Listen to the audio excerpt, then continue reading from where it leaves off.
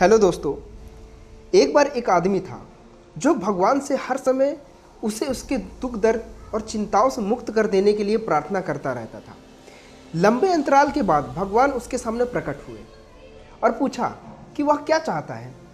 उसने भगवान से कहा कि उसकी ज़िंदगी में बहुत सारे कष्ट और चिंताएं हैं और वह भगवान से चाहता है कि वह उसे मुक्त कर दे। भगवान ने उसे कहा कि कुछ दिनों में एक मेला लगा रहे हैं जहां उसके जैसे शिकायत करने वाले और भी लोग आएंगे और वहां मौजूद लोग एक दूसरे से अपनी तकलीफ़ें एक्सचेंज कर सकते हैं।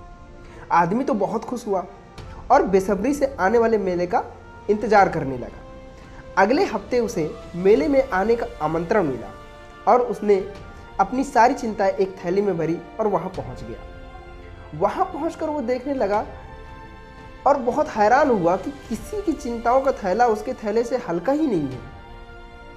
उसका थैला सबसे ज़्यादा वहाँ हल्का था और वो इस चीज़ को देख करके बहुत हैरान हो रहा था। बहुत समय लगाने के बाद, घंटे देखने के बाद शाम जैसे ही हुई तो उसे एहसास हो गया कि उससे हल्का थैला किसी का नहीं है।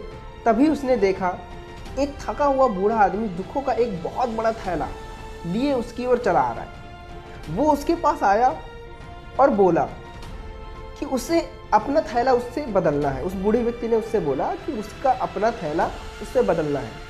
आदमी देख रहा था कि बूढ़ा सच कह रहा है, उसका थैला बहुत ही भारी है और वो देख करके ये सब घबरा गया कि उसकी चिंताएं कहीं उसके सर ना आ पड़े।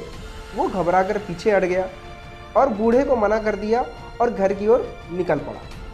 वो समझ गया था कि ऐसा कोई नहीं जिसके पास परेशानियाँ ना हो, बल्कि वो ये भी समझ गया था कई ऐसे बहुत सारे लोग हैं जिसकी परेशानियां उससे भी ज़्यादा हैं, उस व्यक्ति से भी ज़्यादा उन लोगों के पास परेशानियां हैं। जब वो मेले से बाहर निकल रहा था तो उसने देखा कि हर व्यक्ति अपना ही थैला लिए हुए रिटर्न हो रहा है। किसी ने भी एक दूसरे से अपना थैला एक्सचेंज नहीं किया।